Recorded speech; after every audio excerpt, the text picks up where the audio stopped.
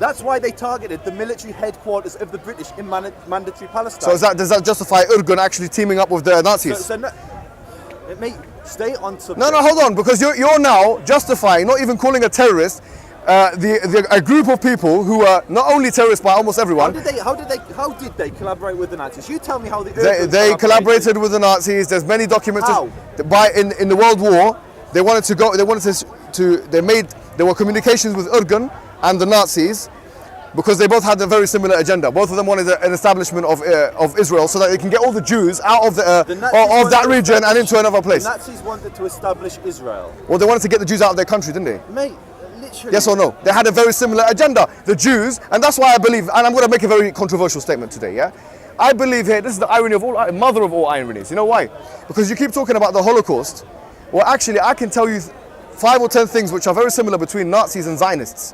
One of them is that they both stress an ethnic identity as a main reasoning for their existence. Number 2, their homeland is based on ethnic national basis. Number 3, they both use ethnic. Well. Hold on.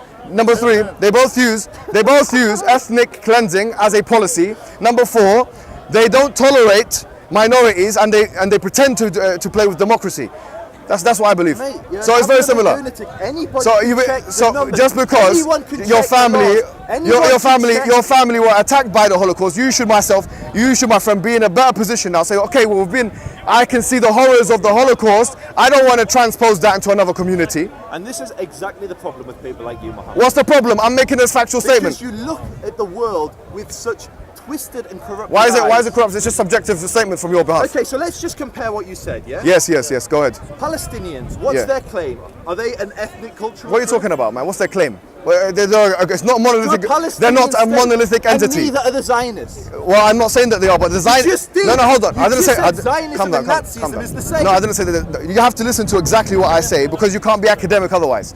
I said that there are similarities between Nazism and Zionism, and some of those similarities entail that Nazism stresses an ethnic, nationalistic base for its existence. Number 2, that they stress that over and above everything else. You've got The Friend and the Foe, Carl Schmitt, a Nazi, very similar to Bechin. Read both of their works, they're very similar. The point is, how are they similar? You tell me about. Okay, so Carl Schmitt, who's a Nazi philosopher who wrote in the 30s and 40s, he talked about identifying the friend and the foe.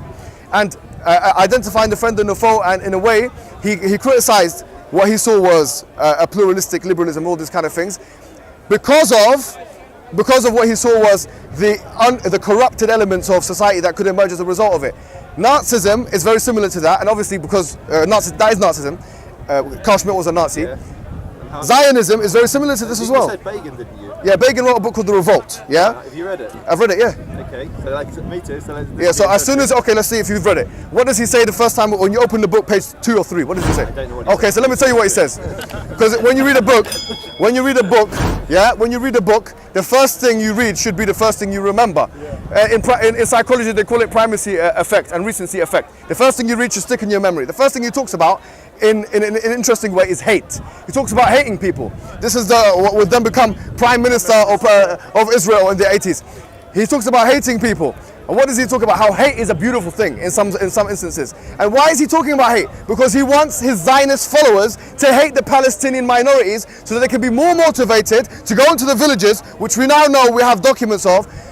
He had, and other gang members, I call them gang members, had village files to go into their villages and attack all these people. In his 4th and 5th and 6th pages, he talks about going into the villages and attacking the civilians, very crudely, talking about actually his eyewitness testimonies. What happened in the villages? How many villages were there that were uprooted and overturned? 400 to 600 villages were completely demolished on the face of the earth. The urban character of Palestine was uprooted and completely changed because of this whole plan that was happening throughout the 30s and 40s. What you're talking about, sir, is basically Nazi policies in action in Palestine. But whereas you keep talking about it, oh, my family had this and this and that, and you're laughing about this, you don't want to acknowledge it for the Palestinians. That's why I believe you are a racial supremacist in the same way. No, I believe you are. What have I ever said about Palestinians? You've never once said there's been any kind of ethnic cleansing. You've never once acknowledged that the blockade is against human rights. You've never once said there was ethnic cleansing. You've never once spoken about the settlements being against international law and actually a breach of the human rights of those individuals. You've never once talked about the idea. You've never once said that the Israeli Defense Forces have completely taken the rights to dehumanize human beings that are Palestinians, killed some of those. You've never once, even Amnesty has a whole, go on amnesty.com, yeah? Go on the Israeli-Palestinian conflict, you'll see they have a whole report on this thing. Yeah. They talk about how many people are being, I'm not me, brutalized and tortured by the IDF and the Israeli government. Why do you not want to actually acknowledge this? These are not Muslim groups. All of these groups are coming to the same conclusion, but you, my friend, are putting your hands in your pockets, pretending no one is being killed except for Jews. And you keep saying you're laughing and you're dying and this and that and anti-Semitic. Mate, you're literally arguing with yourself. No, you don't want to acknowledge. Do you acknowledge the fact that the Israeli Defense Forces have been the actors and the reason for a lot of the torture that has taken place with the Palestinian communities? Do you accept that or not? So your definitions are yes or no? No. Okay, no. So that's what I'm talking about. You don't mind if the Israeli defense. You have a complete bias, a psychological. Are you going to let me talk? You're steeped in bias. Are you going to let You're me steeped talk? in bias. You literally spoken for 15 minutes solid. No, I haven't. Come on, man. We can quickly look at that. Go ahead and say something. Okay. So to respond to each one of your points, first and foremost, settlements. First and foremost, settlements. Yeah. You've never been able to tell me where Palestine begins and ends as a nation. So for all I know, the settlement for you... Where does Israel begin and end? Where does Israel begin and end? Hold on. Sorry. Where does Israel begin and end? Where does Israel begin and end? Okay, so again, I asked you a question and then in typical style, you flipped it back to me. Okay, no problem. I will give you my definitions, but I want to know for you... What is Israel? Where does Israel begin and end? You're asking me? Yeah. I don't know. That's what I'm asking you. You're the Israeli Lovi. I'm saying. Talk about settlements when you don't know where the settlement. No, hold on. Israel. Hold on. You're saying where does Palestine? In my opinion. You've taken Palestinian land in Gilo. You've thrown. Mate. Answer that question. We're trying to. Okay, this is what we're talking about. Everyone jumps in. We don't get it. So literally, you mentioned settlements. Not me. So I believe the whole of Israel is a settlement. Exactly. Yeah. Thank you. The whole of Israel is, we finally got to the truth. It's a settlement. So for you, it doesn't matter whether it's Tel Aviv, it's a settlement. It's Gilo, or it's Hebron, or it's Elat. It's all. What do you mean? For you, it's all settlements. So what about Gilo? No, but specifically here, when we talk about post-1967, there are specific international law-defined settlements. Now I'm saying... Okay, those international law-defined settlements, so we understand definition. West Bank, in the West Bank, before... I've seen it with my own eyes. I was married to a Palestinian. They pointed out the damn land in front of my eyes. They said, see those cranes over there? We can't go, we'll get shot if we come Jerusalem, further. he's like the man said. Gilo. Answer Gilo, that's on the outskirts of Bethlehem. So I'll happily answer. But you then I'll answer, but then you let us. And then you have the Gaza Strip, which obviously they've come out good. So that's it. So again, to understand. Were you pro or against the movement out of a Gaza Strip? Just for my the disengagement from Gaza, I was pro the disengagement. Oh, you're happy with that? Yeah. So why are you happy with the same thing with West Bank? Mohammed, the difficulty is you've never actually asked me. I'm asking you, are you happy with that? You've just told me what I believe. Okay, so tell me now, why do you not want to condemn the illegal, from an international relations perspective, illegal settlement of a community of people? Answer my question. Go ahead. What other borders you're talking about when you're talking about an illegal settlement? That's all. According to the UN, we're talking about the settlements in the West Bank. So what are the borders of the Jerusalem. West Bank and Jerusalem? What, do you want me to go into details of actual provinces? No, man, you get a map out and do that work yourself. Get a map and do what you want to talk about, like exactly where it starts and where it ends. Because it's really, if you say that you're... What are you talking about? I'm saying the West, I'm just making it... Listen, go ahead. If you accuse me of building in your garden, you have to be able to tell me where your garden begins and ends. Okay, so alright, I believe the whole of Palestine was a garden which was built upon. Okay, so for you it's all in illegal. After 1967, of course. So why are you worrying yourself with the United Nations? No, because I'm saying that there has to be some kind of... No, I'm not disingenuous. Okay, look, I'm telling you now that there has to be some kind of mutual ground. I'm saying, forget about my beliefs and your beliefs. According to even international organs, like the United Nations, you don't want to accept any authority except for I'm asking you, what borders are the United Nations talking about? The post-1967 ones. The pre-1967 borders. The 1948 ones. The 1949 armistice agreement with Jordan. Yeah, okay. So we're talking about the West Bank. You keep asking the same question. West Bank, them parts of Jerusalem, and obviously the Gaza Strip before 2005. And what were they? I've just said it now, man. No, but what you keep asking the same questions, man? A temporary peace treaty between Jordan and Israel, yeah? Who says that? The Jordanians when they signed it, and the Israelis hold when on, they signed hold it. on. Okay, anybody can Google the 1949 arms treaty and see that no, you're not interrupting. See that both the Jordanians and the Israelis agreed that this was a temporary ceasefire line. If you actually visited there, you can see the bullet holes in the wall where the Jordanians and the Israelis are shooting So if that's the case, so you don't believe that what you can win from war, as you've put it in the previous debate, is that which you can live on, yeah? So in that case, you should leave the whole of Israel. Because the 1948 war won you the most land. So if you're talking about what war gets what are you talking about? You said this before, yeah? No, you have said this before. You have said this before. You can trade land for peace, which has been a policy of Israel. They gave Sinai. What do you mean? It's not your land. It's not your land, my friend. Why is it for you? It's not your. Sinai was not your country. Will you not tolerate a Jewish country? My friend, listen. He keeps saying Sinai is his country. When was Sinai the property of Jewish people? They built settlements there for 10 years. Listen. When was? I'm asking you a simple question. In the 70s, there were settlements. There were Jewish. Listen to me. Before the 70s, before the 1973 war, before the 1966 war, I'm asking a simple question. When was Sinai the property of Jewish people? It wasn't before. There you have it. So how can you say you're giving back land that you never owned? Because they were invaded. So who was invaded? Israel was invaded. They repelled. And So they captured the land. Yes. And so you're saying that you could do that in war. That's how every single nation. Not in the modern world, my friend. Not in the modern world. What are you not in the 20th and 21st century, my friend. Not maybe the 20th. Maybe not. Definitely not in the 21st. That is not what the United Nations was built for. Which states? That's not the whole point. So you're not playing by the rules. Name some of the states that have been born in the 21st century or the 20th century. Kosovo.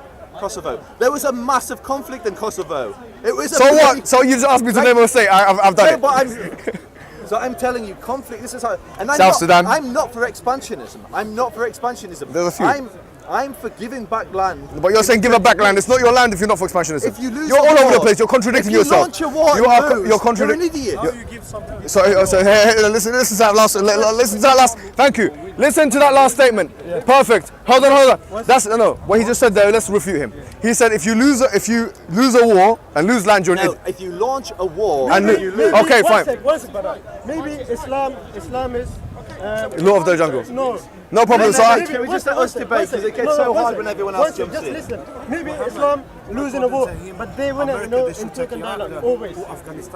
Maybe Islam loses a war. In a war, yeah. So basically, he believes in. So the colonial settlement that is Israel. Israel is not a colonial settlement. Oh yes, yes. This is the problem. You want to talk about colonialism? How did Arabs? We're not talking about the medieval period, my friend. We're talking about the present day. Dictate the terms of the debate. Because we're not talking about medieval politics. That's a different structure. Why do you think Iran is involving itself in Syria, Lebanon, I don't care about Iran. Yemen? You can go and speak to an Iranian diplomat about that. Saudi Arabia is involved. I don't care about it. Go and speak to a Saudi Arabian diplomat. I'm not here to defend those individuals. What now? I'm talking about Islam. What? Seriously, what? I'm not here to defend Egypt, Saudi. Who are the Jews colonizing? Palestinians. No, they're not. They're not enforcing Hebrew on the Palestinians. Oh yeah? So there's not talk of a Jewish state? There's freedom of religion in Israel. Oh yeah.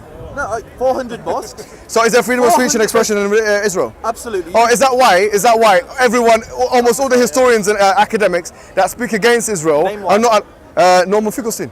What does Norman Finkelstein say? What does he say about freedom of religion? No, he's banned from Israel. He's banned from Israel. It's got nothing to do with religion. It's done, my friend. You said name one. It's done. What about Ilan Pape? He's banned. He's banned as well. If you can't hold a logical thought, that's not my fault. He said name one. I gave him two. You said there's religious. We're talking religious freedom. Norman Finkelstein. No, we still talk about expression. Both. You said freedom of expression. That's what I said. I said freedom of expression. What are you saying now? Seriously, what are you saying now? Okay, I misheard. I thought. So is there freedom of expression in Israel in the same way as there is, for example, in the UK? Yeah. So if that's the case, if I were to attack, was Lovin Sutton banned from the UK? No, hold on. Did you laugh at that? I don't even know about that. No. Maybe it was Ali. What I laugh about is my own freedom of expression, my friend. But no, seriously, did the UK? It doesn't seem like you only want freedom. Did the UK? Yeah, I don't care about that. So is that freedom of expression? Of course there is. Is that because she was not? Hold on. First and foremost, she was not a citizen of the United Kingdom. Yeah, Norman Finkelstein. Yes, he is, my friend. Ilan Pape is a citizen of Israel. Ilan Pape is a citizen of Israel. He was born in Israel, and he's a citizen of Israel. He's banned from it. He renounced his citizenship. No, he wasn't. He was banned from it. No, he renounced. See, that's what you want everyone to believe, isn't it? Go on. Yeah. Imagine now I attack the what do you call it, the British government, and they not allow me back into the UK. I not attack them physically, obviously. I'm talking criticism. People can go with So here's what I'm saying. You only want freedom of expression so long as it serves your cause. When freedom of expression is academically put to you that attacks Zionism, exposes it. Muhammad. You know, it's not freedom of expression anymore. Do you you support that, by the way? Do I support Israel? Banning Ilan Pape. Personally, no. You don't. So they're wrong. Yes or no? They're wrong. By my definition, yes. Yeah. So Israel's wrong. So by my definition, I believe there should be complete freedom of speech. Okay, good. And I don't. Finally, it's the first. You know how difficult that was. Difficult to criticize your own government's policies. It's unbelievable. Government, I'm British. No, but you're part of the Israeli advocacy movement, so you are representing the Israeli government. I'm not representing the. So what you represent? You're advocating myself and the Israel advocacy movement. So what is the advocacy movement? What does it do? Go on, tell me what it does. It promotes Israel in the UK. So okay, I'm now telling you that it's good that you actually not done that and you've criticised Israel. Now your funders. No. My funders. What are you talking about? Now your funders not gonna like that. Funders? I don't know. You tell me. This is a typical like nonsense we get. You have a donate thing. I've had a donate button, which is either total. So you have funders, my friend. Yeah. If you have donate, you have funders. That's how it works. A total of £30 has flown into the organisation. Yeah. I spent thousands of pounds on it. You had £30 come in. And I spent thousands. Okay, let's make that transparent, my friend. Let's make that transparent. You're part of a movement. Okay, if you're saying £30 has come in, I would like to see the money for that. I want to see the transparency in that. What does that have to do with you? No, because it's an organisation. You're claiming that only £30 has come in. It's part of pluralism and democracy. What are you talking about? Transparency, yes. What on earth are you talking about? Well, transparency of organisations that claim to do certain things, like charities, for example. It's not a charity. No, but I'm saying like. It's a YouTube channel. What are you talking about? Is that all it is? Yes. Oh, okay, all right. yeah, but £30, only £30 flown in. You're a lunatic. Do any of the Dawah channels disclose how much money they get donated to them, if any? No, of course not. Maybe they should. I don't know. I don't know. Let's to something serious, because we always get accused of colonialism, yeah? Of course you're a colonialist. Can you let me actually... But do you know what? Mohammed! Instead of shouting, let me speak. You always shout me down, bro. You always shout me down. I can shout as well. But just because you shout, it doesn't make you look right. Let me.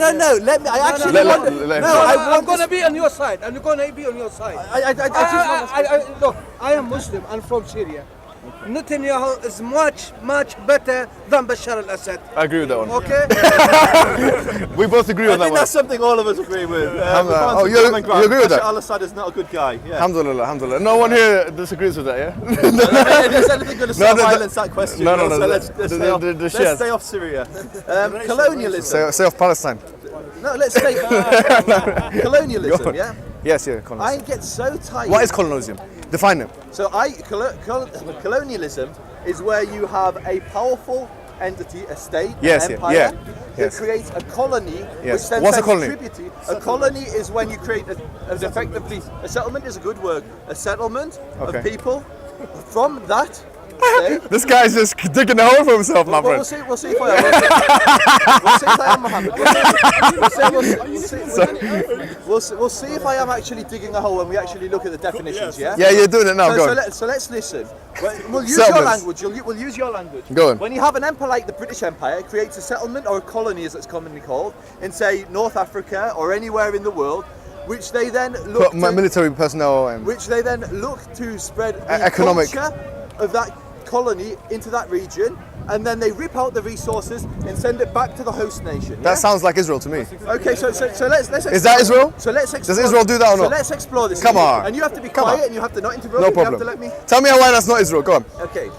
So if you look at Arab colonialism, and I'll answer with Israel, but I'm going to start in my own way. If you look at Arab colonialism, it's spread out from various different caliphates, be it based in Iran, be it based in Saudi Arabia. It wasn't really colonialism because it wasn't a colony. It was a complete taking over of land. You have to listen. They took it over. No, it was an actual. They would create colonies there first. Like who? So in the Umayyad dynasty. It wasn't colonies. It was a takeover. It was a takeover. No, you actually don't. They didn't actually. What do you mean? I don't know. You clearly don't. It's called the Umayyad, anyways.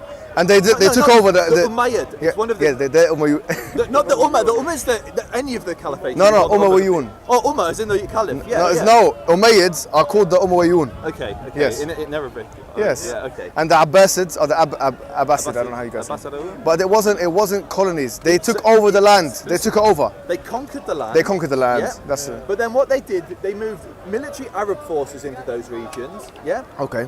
But then it wasn't until generations after that they began actually, for instance, they would spread Islam. Islam wasn't the first thing they spread.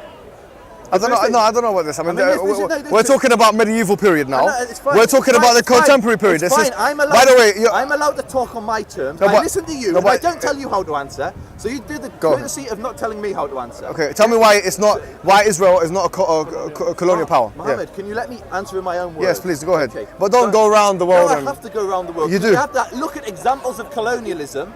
We have to look at examples of historical colonialism. You don't need to understand. Look at contemporary examples. Look at contemporary examples. So when you had the colonial based out, for instance, you had Mecca and Medina. The tribute that was look at contemporary examples. Look at contemporary examples. The terms. Why are you looking at medieval examples? I'm not going to be bullied by you. I'm going to answer in my own way. Okay, go ahead. If you don't like it, don't listen. You still got bullied.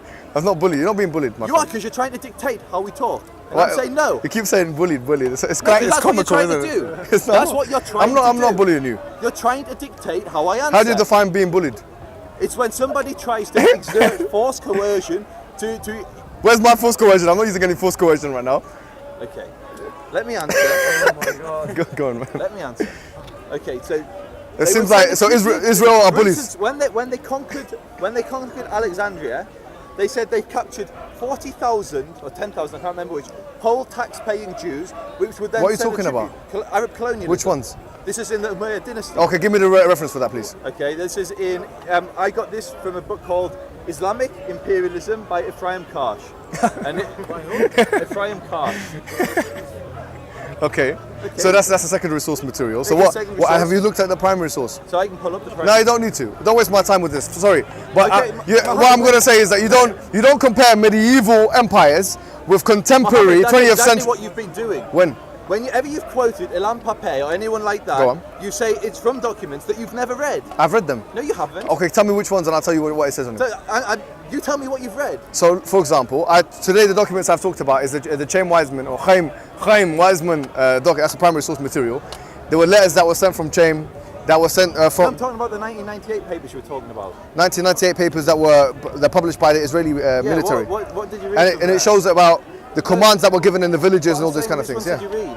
I don't know the names of the papers, they've got numbers on them. Because I'm saying you also, like me... The 1998, you can Google that though. Unfortunately, I can't... The question You're avoiding the questions. Okay, so let's get back onto it instead of going around frame. Well, he's talking about medieval Islamic empires. Okay, so let's fast forward to another colonial empire. Go on. Let's fast forward to the British Empire. Okay, that's more like it. How did the British colonise most of the known world? Well, like for example, when they went into India, 1607 or whatever it is, and they put like a economic trading post, and then they expanded from that, and then they took on, and then they actually military the wars like the. Where did the resources that they rip out? Where did they go? Went back to the empire. So they were a colony of Britain, yeah. Yes. So when you talk about colonialism from Israel, yeah. Yes. What is Israel a colony of? What do you mean colony of? What does that mean? So what is That's Israel? You're using semantics. What is Israel does this? A colony Israel. of? I'm saying to you. Let me say to you. The same way that Britain took over India and takes their resources and minerals, and did wars and conducted many wars like the three Mysore wars and the Maratha war and the Sikh war and all these wars that they did, the Sikh Empire war and all these wars that they did, the Plassey Battle of Plassey and all them things. The same way that the British did that in India is the same way as the Israelis are doing that in Palestine. Okay, so let's stop and recheck. So when Britain was doing that in India, where was the wealth they were ripping out going? Where was these Indian colonies a colony of? They were a colony of Britain. The British Empire, yeah. So I'm asking you, if Israel is a colony... I'm not saying Israel is a colony. I don't say Israel is a colony. It's just a colonial power. Okay, so where are the colonies that Israel's created? Okay, so for example, the settlements in the occupied territories. These are pseudo colonies, yes. And you have also the Gaza Strip until 2005, yes. And then even after 2005, the blockade and stuff that's happening within it. And then you have also obviously the whole of the state of Israel up from 1948 up until this present day. Those places where Arabs lived, to put it bluntly, towns where Arab lived, they were overturned. Those 600 to 800 or whatever it is, villages and towns, the urban centers. The fact that they were reformed, regenerated, and made into Israeli-occupied places, that is what you call colonialism. In fact, it's more than colonialism. It's worse than colonialism. So I believe that the British... Is Pakistan a colony? Of what? Exactly. How was Pakistan formed? This is a different question. It's not, because you're talking about a civil war between two people that had both lived in that land for centuries. First and foremost, Palestinians and Jews have lived side by side. Hold on. India only recently became known as India. You know, Palestine has never been known as Palestine. No, hold on. It doesn't matter about semantics. Hold on. You just said India. Well, hold on. Let me explain to you, please. Yeah.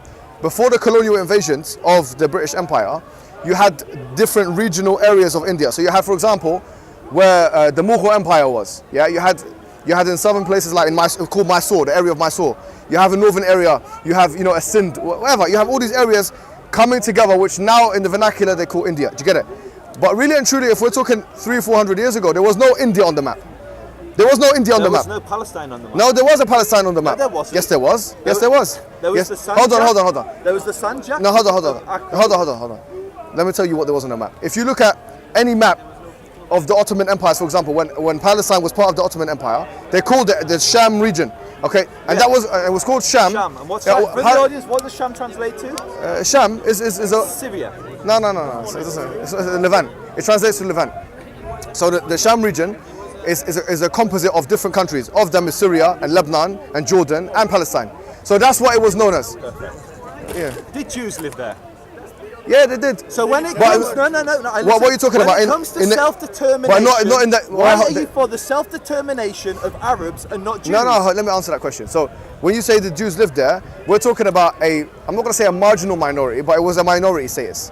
They had a minority, just like, for example, who was the majority of British mandatory Palestine given to? No, we're not talking about British mandatory. We're at the States. No. Jews were a minority. I agree. Okay, good. And Jews were given a tiny bit of land. They were given one of the smallest countries in the world. It's about the same size as Wales. It depends on what time you're talking about, because I need to brush up on that. You did it to me with the Mayans. Oh yeah, so fair enough.